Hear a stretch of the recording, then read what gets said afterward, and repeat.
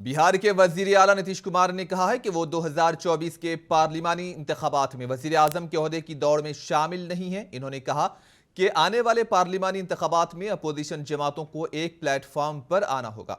इसके लिए वो कोशिशें भी करेंगे, लेकिन पहले बिहार में बहुत सी चीजें हैं जिन्हें ठीक करने की जरूरत है। इस पर तवज्जो दी जाएगी। नीतीश कुमार ने मीडिया में आने वाले इन खबरों की तरदीद की है कि वो आने वाले पार्लिमानी इंतखाबात के बाद वजीर आजम की ओहदे पर नजर रखे हुए हैं।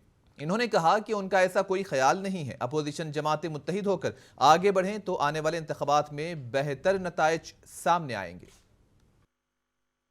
हम हाथ जोड़ करके कहते हैं, वो सब मेरे मन में कोई बात नहीं। अब जो कहता रहे, हमारे नजदीक भी कह देता, हम प्रणाम करते, छोड़ो ना भाई साहब। हमारा काम है सबका काम करना, और हम कोशिश करेंगे कि सभी दल मिल करके एक साथ चलें।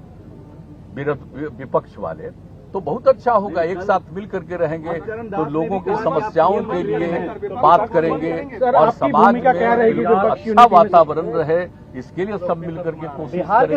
हम लोग तो चाहेंगे ना सबको एकजुट करने का, तो उसमें पॉजिटिव काम कर रहे हैं। बहुत लोगों का फोन आ रहा है, बात हो रहा है, हम सब कर रहे हैं, सब करेंगे। पहले